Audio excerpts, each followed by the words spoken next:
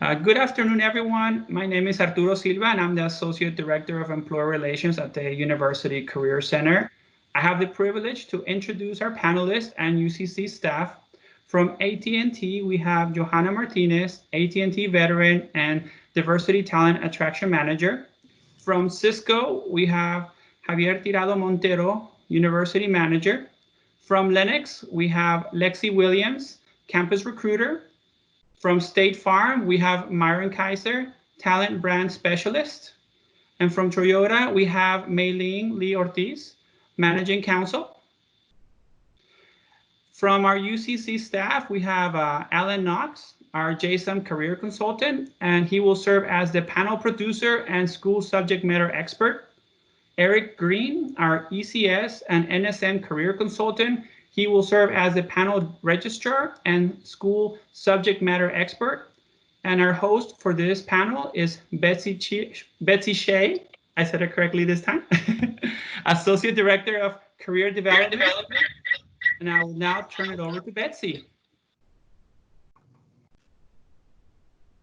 All right, thank you, Arturo, for the warm welcome. And we want to make sure again to welcome all of our wonderful panelists and employer partners to this exciting event today of landing your dream job and being able to find out from the experts themselves some of your burning questions answered regarding what does it take to be a top candidate and get hired, and what are some of the expectations, learning about company culture, and some of these other very important and valuable topics that are going to be essential, especially in today's climate, with all of us being remote.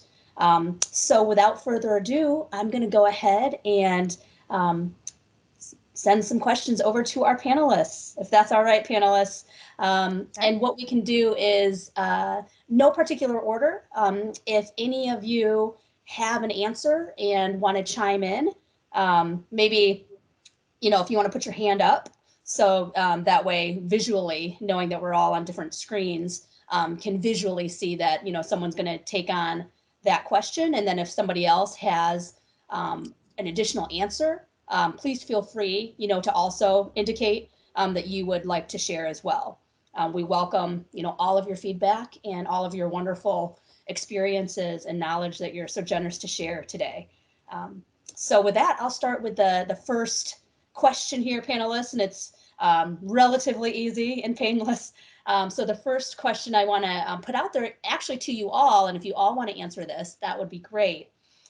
Could you please provide us with a brief company culture overview for each of the companies and industries that you represent?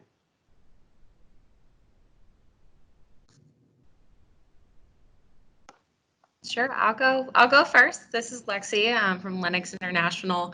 We are the world's largest HVAC organization. You might be thinking, what is HVAC? It's heating, ventilation, air conditioning, and so super glamorous industry. But one of the great things about Lennox is our culture. We stand by our core values in everything that we do, and that really is the foundation of our culture. So our core values are integrity, excellence, and respect. So we try to live those out with our customers, with our new hires, with each other. And so it really kind of creates a well-rounded organization and really makes it a fun place to work.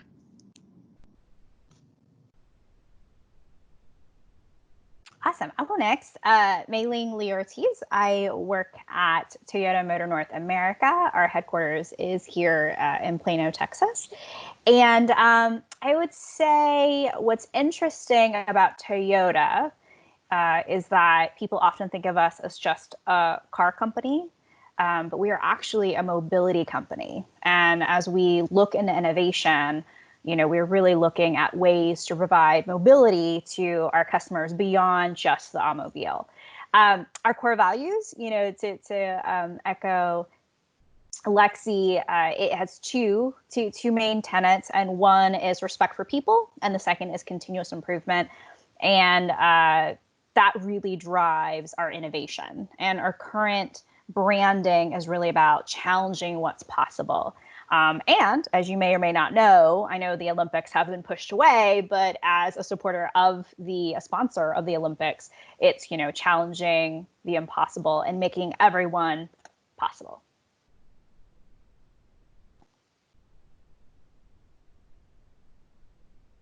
I guess I can go. So this is Myron Kyser, Talent Brand Specialist in Human Resources. I have multiple screens going on right now, so if you see me darting around, that's because I have all my screens up, and but my camera's on my laptop, so I'm gonna try to focus on that. Long story short, for those of you that may not know much about State Farm, it's a huge organization. I won't go into all the details, but we just celebrated our 98th year in business. So in a couple of years, we'll have a big celebration for our 100th year. So we've been around a long time. People think of insurance. A lot of times students say sales. So that all you have? I'm like, no. So we have so many opportunities. That's one reason I've stayed here. And I kind of think it speaks to our culture too. There's a lot of opportunity to grow. And so we put a lot of investment into development and developing our associates. So whether it's vertically, laterally, I've had stints in claims, agency, public affairs, various roles in HR. And so one reason I think I've stayed so long is because of that culture. It's a friendly, neighborly culture, like we say, like a good neighbor. And so that's how the culture is inside the building too. And so it's one big team, one big family. It's not a zero-sum game where everyone's looking out for themselves. We're helping each other. Team is a very big part of what we do, teamwork. And from day one, we're taught to, if you didn't know it already, everything's about the customer. And I'm sure all the other employers here would probably say the same, but it's something I remember day one. It was so much spoken to me as a recent grad from Baylor that what we do, everything, the decisions we make are with the customer in mind. And so wherever I've been in all the departments, that's something that's been consistent. And so I appreciate that.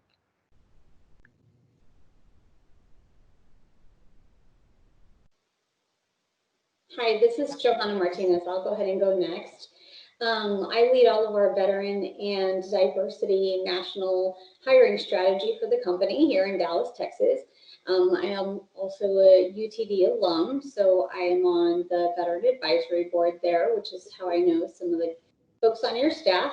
I would say that AT&T primarily is a technology company.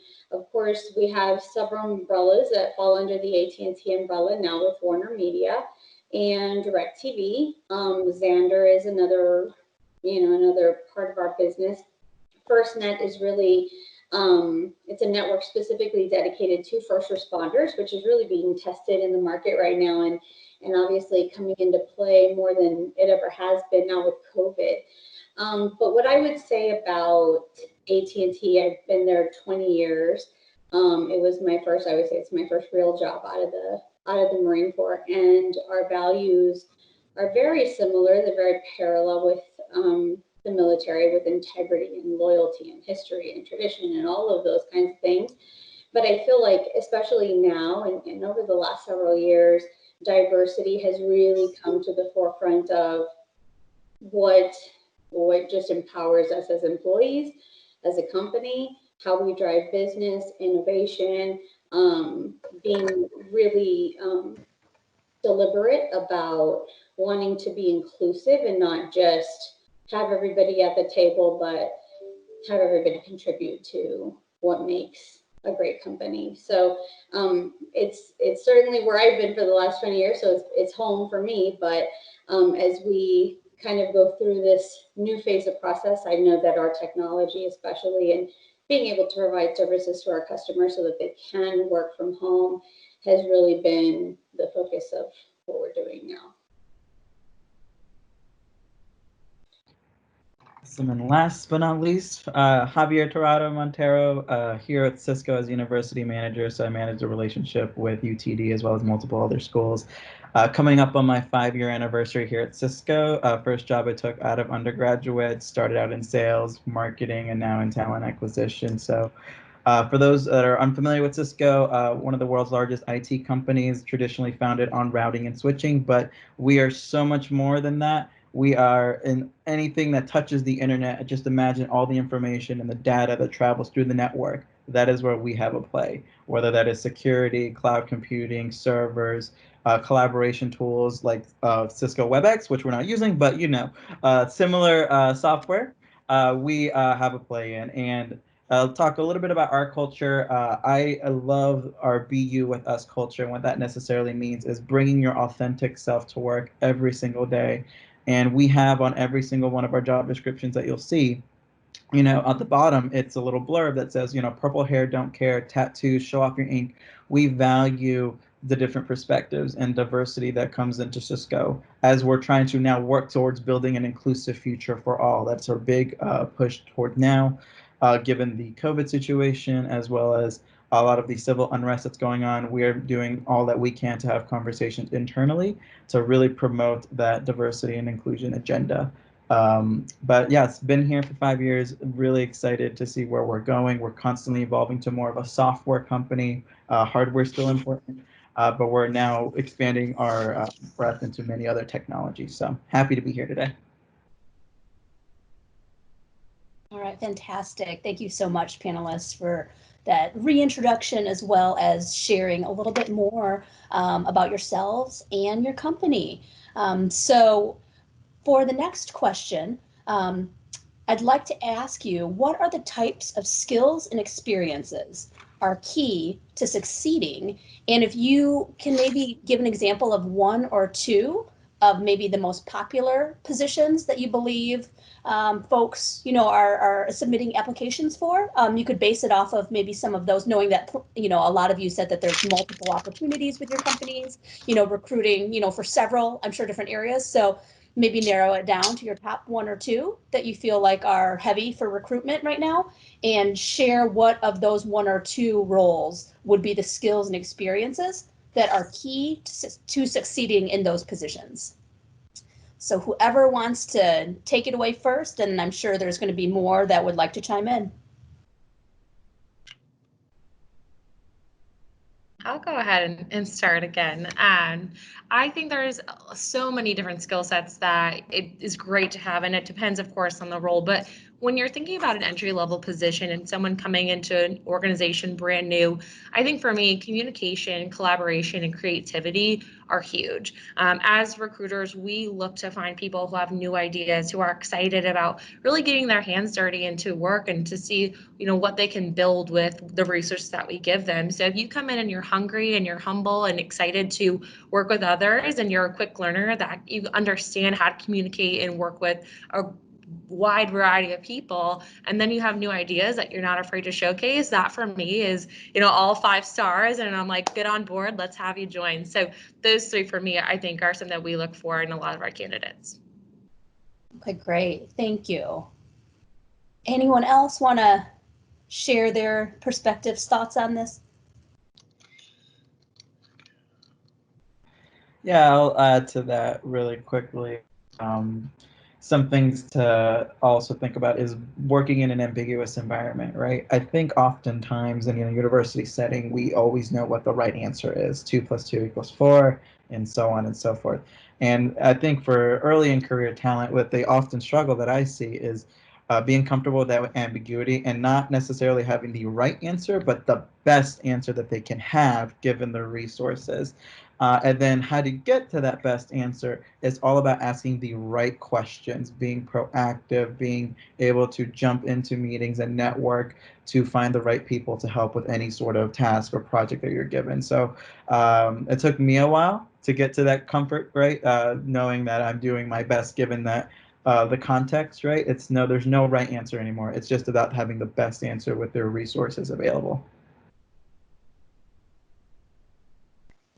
Well, I feel a little bit at a disadvantage because my role is not in talent acquisition or HR. I'm actually in legal. So my perspective probably is a little bit different, based on my role. But I will tell you where I've seen team members, that's what we call our employees, team members, be really successful is when they really embrace what we call, well, obviously, you may know that Toyota is a Japanese company. We're an American company in Toyota Motor North America, but there's Toyota Motor Corporation in Japan. And there's this Japanese phrase called Genji Genbutsu. And what that means is to go and see. And where I see people get really successful is they embrace that. Like, you go and see what that problem is that you're trying to solve. You don't rely on assumptions, right? Like, you don't assume that the communication went out or you told someone, so it must have happened. When everyone takes that personal responsibility, integrity to go and see and confirm and make sure, whatever needs to get done. Kind of echoing Lex a little bit, when you're a person who's not afraid to get in and get dirty and really be engaged, right? And not just sit back and wait for information to come to you. That's where I found that our team members are really successful.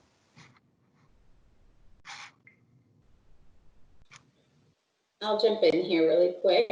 I agree with everything that everybody said. I think, for us, for sure, we're going to focus a lot on sales this year, a lot on government solutions. So if you're certainly a veteran with credentials, by all means, take a look at those roles. But technology has really become the driving source of everything AT&T. So I would say if you're very interested in technology and you're all about upskilling and constantly learning, the speed of our business is so fast. Sometimes you're going straight and it's a hard left, and you have to be okay with that. So I think, just having that tenacity, being okay to say, I don't know. I wish, if there's anything I wish I would have done earlier, was raise my hand to say, can you help me? I certainly should have used the ERG resources that were already there. And I think I was just a little bit insecure about, not wanting to say what I didn't know, and nobody expects you to know. You've never done this before. But, being humble enough to just say, hey, can you help me out? Seek out a mentor super early on so they can show you how to navigate through, I think is incredible. It's probably one of the things I would change if I could go back.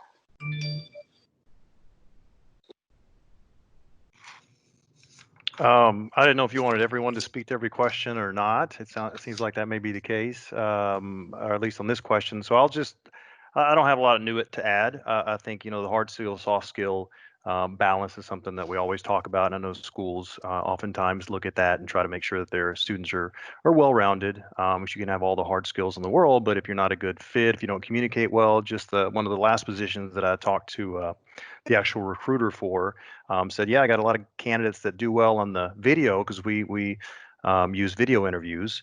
But when they got on the phone or on video with the manager, the communication skills just fell off completely. And so it's important to have those soft skills. So if you don't feel like you have those or weak maybe in some skills, all great at everything, maybe just sharpen up some of those and don't underestimate the importance of those soft skills. All right, fantastic, panelists. Thank you. And to answer your question, Myron, that certainly no, not all of you have to answer every single question, but for those of you, that do have an answer you want to share, again, feel free to chime in when the other person is done speaking, and just indicate maybe to me, the host, that you do have something that you'd like to add so we don't accidentally skip over you. So to piggyback off of that first question, panelists, the next question is asking, what is it that students can do in their college careers that will help them prepare for an entry position into your company? So knowing that you talked about general skills and experiences, but this particular question, I think, highlights what can students who are in college right now, what can they be doing that would up their chances to make them a top candidate?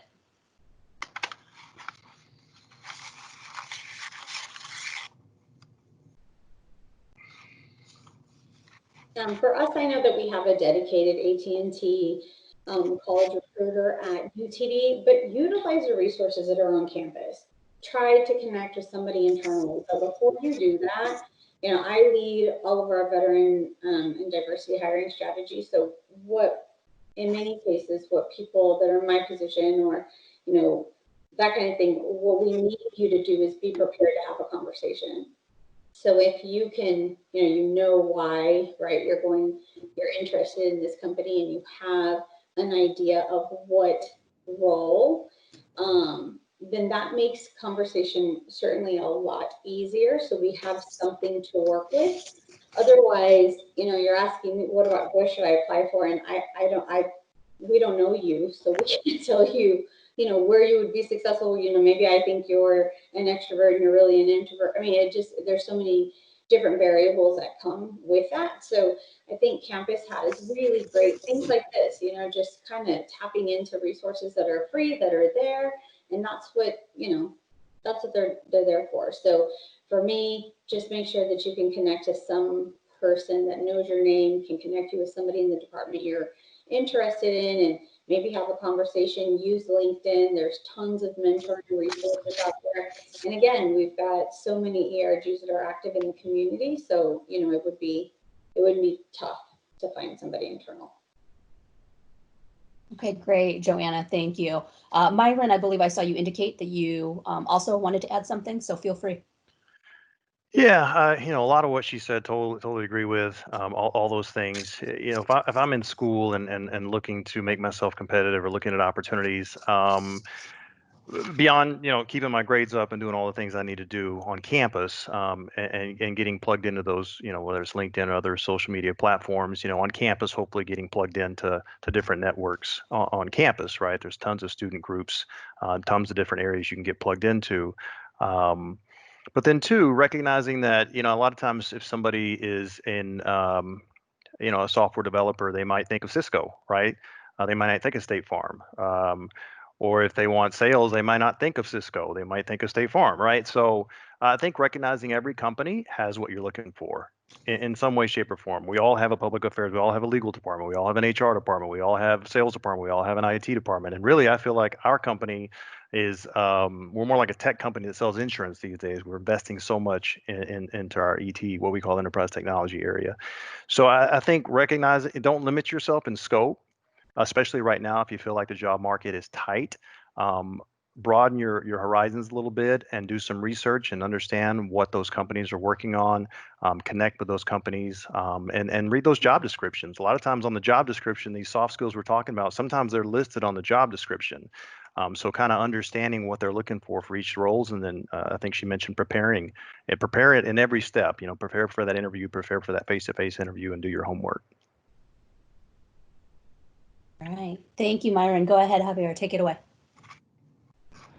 Yeah, great add-on. And I think understanding what role it is that you are looking for is so critical. But after you built that, and I'll tell you, getting familiar with LinkedIn, it'll be your absolute best friend. As someone, so when I first joined Cisco, Cisco never recruited at my campus.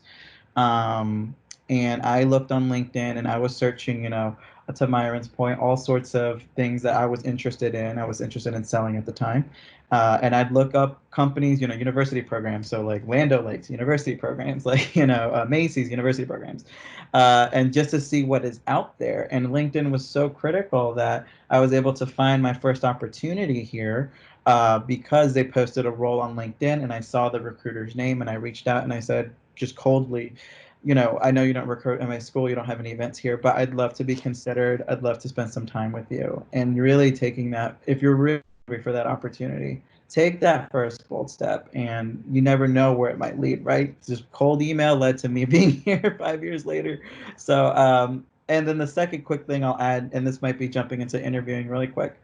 But when you're interviewing and prepping for that, I always ask all the candidates to think about, even if this question doesn't come up necessarily, but just think in the back of your mind as a question to practice. Why should they pick me over somebody else? What are those skills that really set me apart? And that question might not come up, but that every question stems from that, because you're trying to sell your transferable skills and sell your experience and really set yourself apart. And if you can get good at answering that question in your interview prep, you're going to be set miles ahead of everybody when it comes to interviewing. So those are the two things I'd add.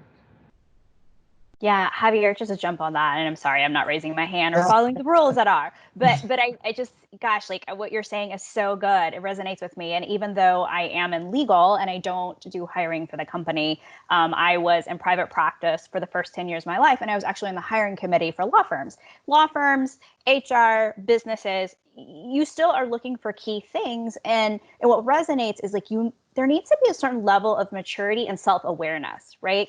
What are your strengths? And I know for me, you know, not to push like a particular book, but I love Strength Finders from Gallup to really identify what your strengths are so that you can really shine those and highlight them in interviews, right? It becomes part of your brand. It becomes part of your story, you know? And then also things I'd look at is, you know, in addition, Myron, you're talking about grades and things like that, but leadership skills, right? Have you had not just resume things, fillers, like seriously, where have you taken idea from a seedling to fruition, right? Because you want to be able to talk about things in a passionate way. Okay, great. And thank you so much for adding that. It's okay, you didn't raise your hand.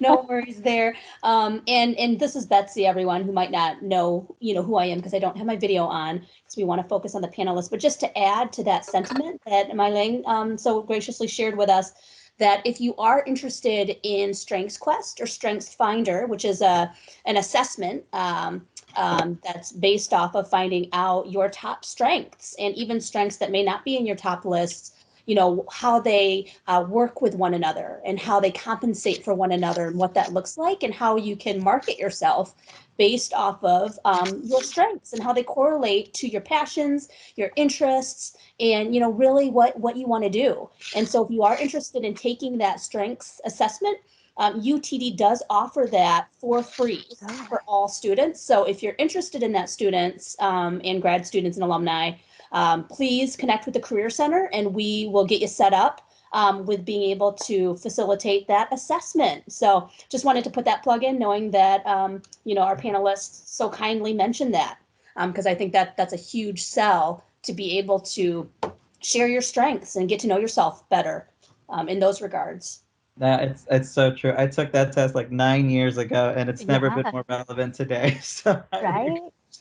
What are your top 5, Javier? I still remember achiever, significance, competition, communication. Oh God, what's my 5th one? Ah, gosh, starts with a C, and I can't remember. It's only because we put you on the spot. I know. I'm 4 out of 5 is not bad. I'll take. Javier, just let us know over chat at 3 a.m. when you think of it. It's on my LinkedIn. If you want to go see it, it's still on my header, so go for it. No, that is fantastic. Wonderful.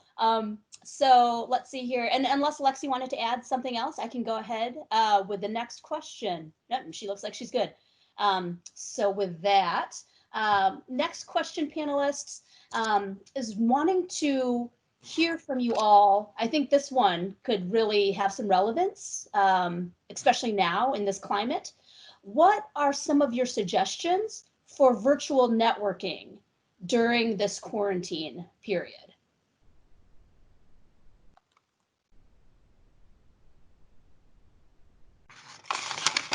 You know, the lawyer will start talking if y'all don't. So let me know. I will fill the silence. Just go for it, Meyling. It lets other people process and, you know, probably think too. So go for it. Yeah, well, I mean, I think for networking, what I've seen, you know, and I'm sure you've seen this too, like, you know, formalize kind of Zoom, you know, whether it's like Zumba with people or, you know, having these type calls. I will tell you, gosh, Javier, I was thinking about LinkedIn, and I will say that I've really used LinkedIn a lot to do that networking. I've had a number of students cold message me and just say, hey, could I have 15, 20 minutes of your time? And I'm like, yeah, you know, and I just meet with students, gosh, some in the UK or whatever, and just like be a sounding board for their direction, things like that. So I would say LinkedIn for sure. That'd be my number one, I don't know, tip, right? Like really making sure you've got a great profile and headline and all that stuff. But really use that. I mean, there's so many like Zoom webinars that people have been giving for free, like whether they're like life coaches or career coaches or things like that. There's so much free content. I think just get out there, number one. Okay, no, that's wonderful to hear that response. So LinkedIn, there you go, everyone. There you have it. I saw Myron indicate that he wanted to share. Yeah, I mean, I think Javier said he connected through LinkedIn with Cisco. So I think LinkedIn is huge. And so if you're not out there, I know UTD does a great job of bringing, forget his name, but a consultant or maybe his other different consultants that come in to help and teach students how to build a LinkedIn profile. So I'm sure you're going to offer that maybe virtually this fall. So maybe be on the lookout for that. I'm sure Betsy will tell you more about that in a minute. But Yes. but Handshake too. Handshake is a great tool, great platform. Handshake is making a lot of enhancements, and it's going to be a platform for virtual career fairs. So get your information on Handshake, your profile, and like it's already been mentioned, whether it's a school-sponsored event like this, or you have a virtual career fair or a webinar, or if it's a company-sponsored event, I would be on the lookout for that more this fall, because I'll just speak for State Farm. We're looking at having our own virtual career fair. So will we attend UTD's career fairs? More than likely, but will we also have one of our own? Absolutely.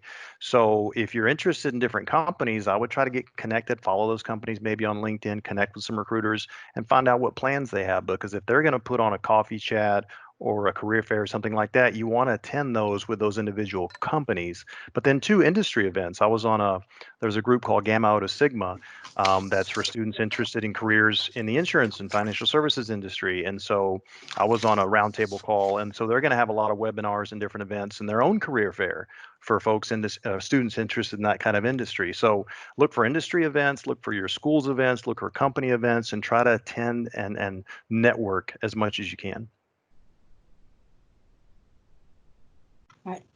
Excellent, Myron. Thank you so much for those golden pieces of advice. Anyone else on the panel I want saw to? Lexie raise her hand. Okay, thanks Yeah. for catching that. I was just going to say, absolutely, webinars, info sessions, follow companies on LinkedIn so that you can actually keep tabs on that stuff. Attending this, kudos to you for actually doing that. But I would say, even beyond us living in a COVID world with virtual everything, utilize your current network to help you get connected to other people to have informational interviews, whether it's someone who's an alumni of UT Dallas that you were in the same organization with, or family friends. That's how I got connected to a lot of my first internships and things like that, is because it's easier to obviously get their attention when you message them on LinkedIn if you already have someone kind of playing advocate for you. So look into people and within your alumni network organizations. You can actually search on LinkedIn those people and the different industries that they're in. LinkedIn is really, really cool. I don't think we could probably stress it enough on this panel, but utilize those tools to help you identify people that are going to get your foot in the door for you. Okay, wonderful. Lexie, thank you so much. Javier, go ahead. Yeah, one quick thing to add, and this is a little bit more long term, but maintain those strategic relationships. Follow up with people, and make sure that you keep track of your network, where they're at, because you just never know. It's a small world. There's been times where I've reconnected with old colleagues, right, old college roommates, etc. And also be very thoughtful about your approach and how you connect with people when you're networking. If it's more long term, if you build this relationship out, it's going to seem less awkward per se to reach out to try to help get some assistance in coaching or landing a certain internship or a role, as opposed to someone that I just met last month and they're asking me about this job, which is part of my job, of course, to connect you all with opportunities. But in the general networking sense, it's always good to have a longer term relationship with someone. So just keep track of those alumni. If you're an underclassman, make friends with upperclassmen, because you just never know what industries they'll go into and how that network could even service you later. So just think a little bit more long term on that. All right, awesome, Javier. Thank you, and thank you all panelists. For time's sake, I think as the host, I will maybe ask one more question open to all the panelists, and then we are starting to get questions from the students and the attendees. So I think past that point, we'll open it up to a Q&A portion of this panel, if that's good with y'all.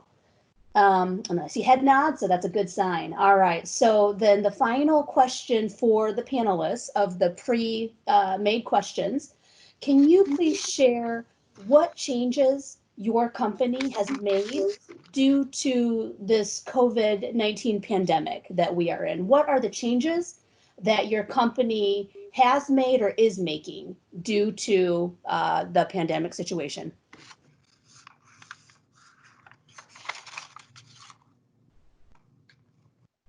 Do I take myself off mute? I raised my hand, Betsy. Yeah, I saw the teaming. hand and then I muted myself, so I gotta love that. Step on any toes. But go ahead, Myron. Yeah, so a few things we've done, right? So we've moved our workforce virtually. So we have about 58,000 employees and about 19,000 agents that sell our products, right? So getting everyone working virtually was a challenge, but we got the equipment out, and so the next step was our interns, right? So we brought 420 interns on, and they started May 18th. So we had to get them equipment. So we had our employees working virtually, our new interns working virtually. And then two, we've kept our promises on all job offers and the internship program. And we went to areas and said, hey, if you're going to have this intern, you got to be committed to doing everything you're going to need to do. And we told this to all the business areas. So if an intern is going to accounting, telling accounting. If they're going to be a software developer, telling those folks in that leadership area to be prepared and have a plan for managing your intern virtually and how you're going to keep them engaged.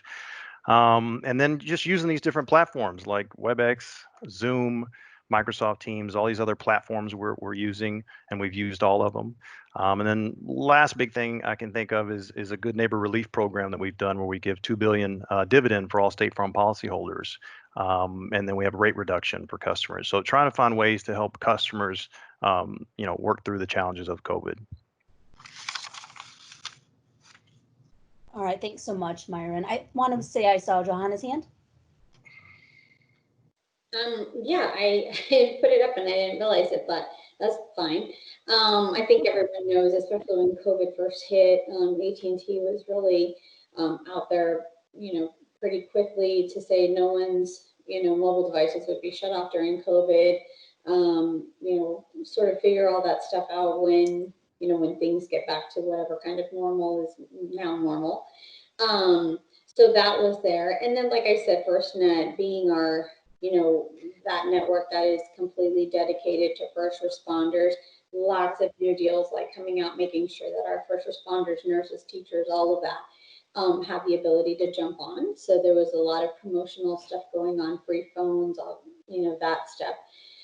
Most of our managers, outside of those that are in sales or customer facing roles, have the opportunity to work remotely anyway.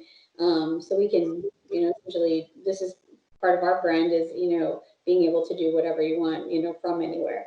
So that's, really, for the majority of us, for managers, we're all working remotely.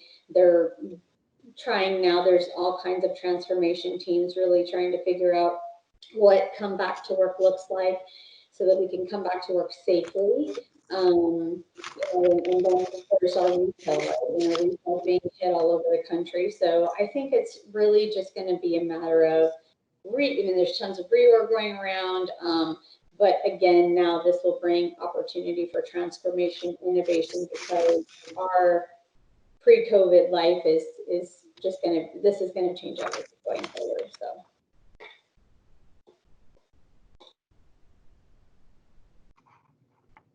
Okay, thank you so much, JoHanna, for that piece of insight. Did any of the other panelists have any additions? Javier, go ahead.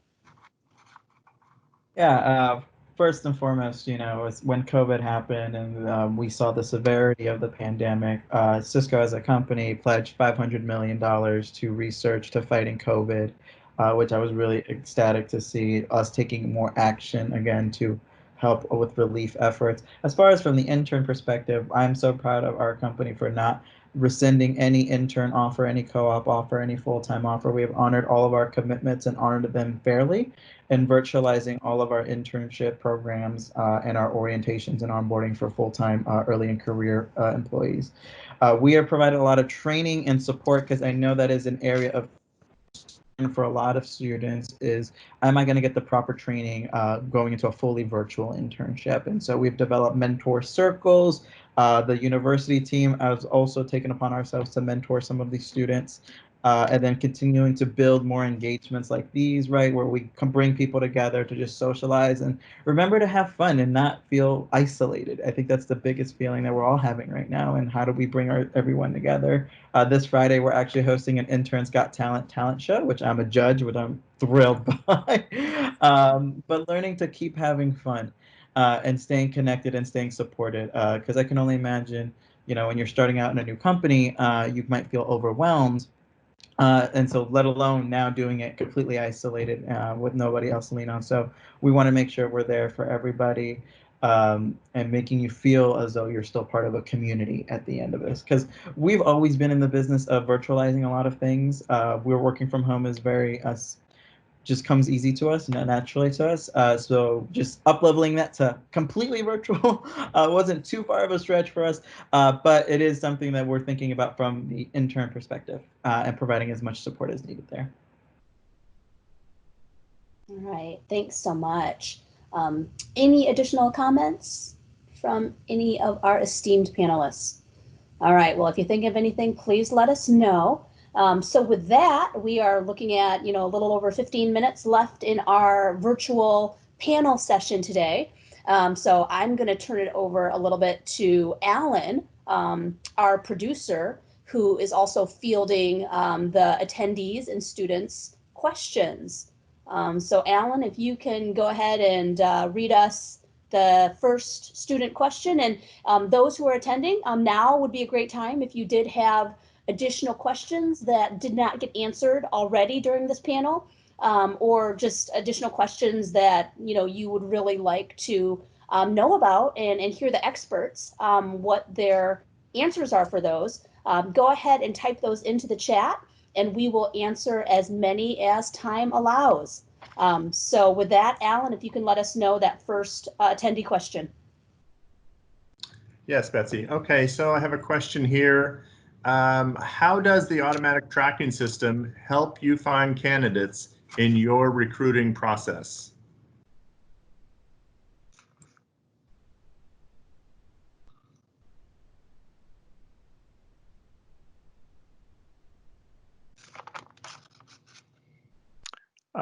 So I raised my hand again. Sorry, Betsy. So all I'll say is I know sometimes, and it may be the case for different platforms, and we're actually getting a new tracking system this fall.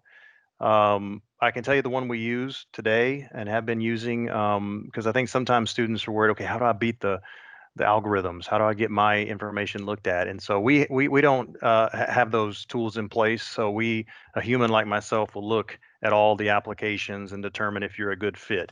So if that's part of the question, we don't have that technology in place with our current tracking system. We're looking at all those good fit. So there's not a weeding out process, right, by any algorithms. Now, when we get our new tool, we're still learning about what capabilities that will have. Will there be some? Maybe. So maybe others could speak to that if they have that. Okay, great, thank you. Oh, so sorry, I didn't mean to interrupt. In terms of our ATS, I mean, there's when you apply to a job, there are minimum requirements that are posted online. And so those requirements certainly are checked, right? So if you don't meet, there's desired and then there's minimum. So those certainly need to be checked, and that's one way that certainly the ATS can identify you as somebody that doesn't qualify. And then in many cases, it will ask you sort of a grading system. If you need to be proficient in Excel, it'll say, what's your proficiency level in Excel? So I think, for us, you'll come out sort of with a fraction, if you will, of how much you meet the assets that are required for that role. But it really is contingent on the way that you present yourself and what's on your resume. But there's still somebody going through the resumes to make sure that, hey, we're not missing someone. Sometimes, it takes an email. Hey, this wasn't listed on the resume. Can you pull it really quick and have a conversation? It just depends. But nonetheless, I know that for a lot of times, I've heard people say, just apply. Like, you don't have this, and this, just apply. For us, because of the volume of applications, if you don't qualify in those identified key, requirements, then it will weed you out. All right, fantastic, JoHanna, thank you. Javier? I think Lexie had her hand up first. I'll let you go first. I'm not holding it up long enough. I I know. I thought it was drinking her water. Go ahead. You're good. Just to add on to that quickly, I think with the volume that I'm sure all of these companies on this panel of applications that they're getting, it is hard to go through every single one of them. So in some ways, it's great to have technology to help us with that, but that's even more of a reason to make yourself stand out, whether it's through sending a message on LinkedIn or going to a career fair, so that you can actually meet the person and say, hey, I applied for this role. I would love to learn more. Then we can go back and find your application and say, oh yeah, they were great when I met them on campus. So just blindly applying, even if you do or don't have the qualifications, doesn't count you out, but it doesn't necessarily totally count you in just yet. So don't be afraid of, especially if it's a role or a company you're really passionate about, take that extra step so that you can get your application noticed. So Betsy, can I make one more quick comment? Sorry. Yes. I think that's important what Lexie said, because what I do, and not everybody may have the capacity to do this, but if a student tells me they applied and we're connected on LinkedIn, or if they just connect with me and tell me they applied, I make it a point to tell whoever that is over that rec that John Smith applied. Now, if I don't know John Smith, right, if I don't know you, I can't really vouch for you, but I can at least make sure that recruiter goes into that pile of applications and looks at John Smith's resume. So I would say if you apply to something and you can make a connection with a company, it's good to let someone know, because there's a good chance that person will let the decision makers know. And at least, because sometimes, like Lexie said, you have thousands of people that apply for a position, and sometimes only the first 500 people get looked at because you fill your position with those first 500 people. So you never really get to look at the last 500 people. So if you've applied to something, to make sure you get looked at, it's always good to let somebody in the company know you've applied. Yeah, apply early, apply often.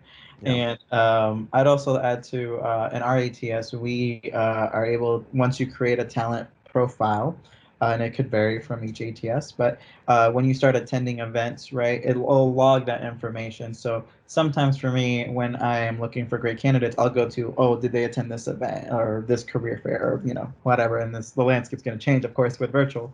But that is something to think about. And then also referrals. I mean, if you have a friend within that company or a colleague or someone in your network, have them refer you and go through that process appropriately, right? Because I know some ATSs are a little weird about that. But that'll help you stand out. I know for our sake, those candidates do kind of stand out amongst that pile, and kind of these are people that have been referred from people internally. So highly recommend that as well. Okay, great. Again, for sake of time, Alan, if you can, we've got a lot of questions coming through the channel here. So very engaged audience. You have panelists, so that's awesome to see. Alan, if you can go ahead with the next attendee question, please. Yes. So the next question is, what is a good way to stand out on applications when you are just starting out in a new field and may not have as much experience as others?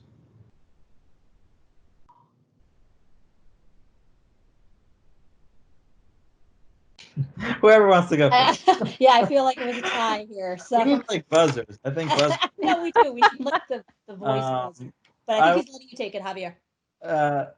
Can you repeat the question one more time just to make sure I get it right?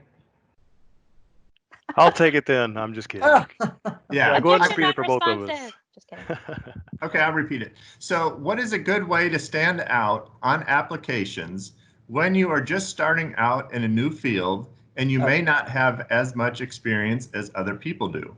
Absolutely. Speaking from experience, hopping from sales to marketing to talent acquisition, all distinct different disciplines and fields. I think what helped me is, I know this might be outplayed and my folks on the panel can agree or disagree, but cover letters.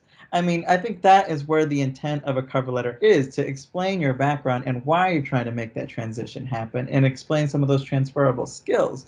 And there's certainly an art to it. It is not dead. I can tell you from personal experience, I've had people reach out to me from a applicant pool because of my cover letter, and they, noted a couple of things that they liked from it. So I would just say that's not a dead art. Keep trying it, right?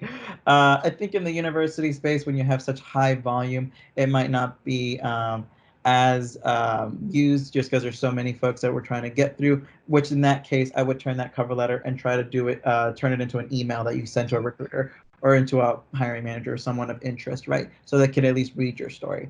But I think crafting that message is important. And now I'll turn it over to Myron. Yeah, I agree. Anything you can do to differentiate yourself is a good thing. So there's just yesterday I was talking, the recruiter I mentioned that has this opening where we're interviewing well with the manager, communication wise. It's a process engineer position. It's out there online. And she said, I don't have a lot of recent college grads applying. Well, partly she probably needs to update her rec, right? But I think sometimes you feel like you don't have the experience. And so I said, well, you need to tell me, first of all, update your posting if it needs to be updated. But if you're looking for college students, you talk about this experience. She goes, yeah, well, they can have project experience. If they have project experience, curriculum experience, maybe an internship, things like that, and it aligns with what we're looking for, that's good. They don't have to have 1 or 2 or 3 or 4 or 5 years experience with a company. So yes, should she update her profile, her job posting? Probably. But from a student's perspective, if you see a job out there and you think, gosh, I just don't know if I'm ready. I don't know if I have enough skills or enough knowledge or experience. Go ahead and apply, but make sure when you apply that your resume speaks to that. So call out those projects you worked on, when you were an intern, what projects that align well with that position. So you can have different resumes and different applications for different positions because a lot of these skills are transferable. So just be mindful of that first of all, don't limit yourself, but then also try to tailor your application to the position. Okay, wonderful. Was there any one addition that I seem like I'm missing the hands here, so apparently I don't understand my own rule. But for time's sake, Alan, go ahead, take it away. It looks like we definitely have a couple more questions, so maybe we can get to 1 or 2 more quickly. Okay, on this one, maybe only one of you really needs to answer unless everybody has a different idea. But the question is, can you focus on what you can offer versus what you cannot? Can you broaden the definition of experience? Oh, my bad. That was my response to someone's question, which was how to set yourself apart. That wasn't really a question from a Okay, student. well, good. That was my response to them. Like, in other words, redefine what experience means. Right, perfect. I was having trouble trying to figure out how you'd answer. Okay. Is there a strategic time to apply for internships? When do the recruiting seasons start for the companies with us today? So in other words, summer of 2021, when's a good time to start? All right, I saw this hand, Lexie, go ahead. It definitely depends on the role in the company, but for the most part, if you're looking to go into an internship in the next summer, you're going to want to apply in the beginning of the fall. That's when a lot of our requisitions and intern positions will open up following our last summer internship, and we'll begin to start hiring for those. And a lot of companies, they close really, really quickly. So you want to come out of the gate, go to those fall career fairs, get connected early, even do your research as a sophomore, upcoming junior, to know what applications and what companies you want to apply to, because it does go fast. Where some other companies are like finance roles, they'll typically be a little bit earlier since they will sometimes hire more sophomore level talent than juniors. So do a little research, ask your career center folks, because they will know and they'll be able to tell you and get you connected. But for the most part, it's early fall. Okay, and Javier, I saw your hand as well. I didn't know if you wanted to add something additional. No, that's all. That's correct. I will say though, don't get discouraged if you miss the fall. If the spring there are opportunities. I didn't get my opportunity at Cisco, my first internship, until I believe April. So super late in the game, right? And you just never know what's out there. So don't get discouraged. Keep trying if you miss the fall or weren't successful in the fall. So. Okay, awesome. Alan, I don't know if you see this question. I feel like some of the other questions were answered somewhat during the panel session in terms of how to make yourself stand out, what are the qualities.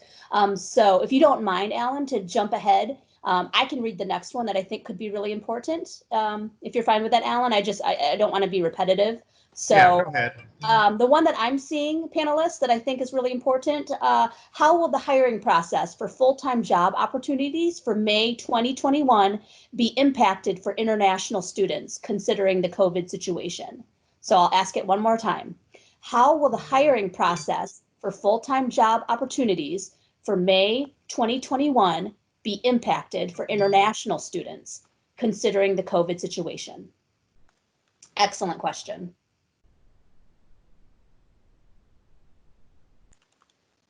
So the question is, how will it impact? Well, I mean, looking at the law, where it limits these visas, we won't be able to hire them legally unless we fall into those exceptions. Of course, that's just a legal answer. That's a legal hat. Each business will have to look at their strategy and what we're going to do. But unfortunately, it says what it says.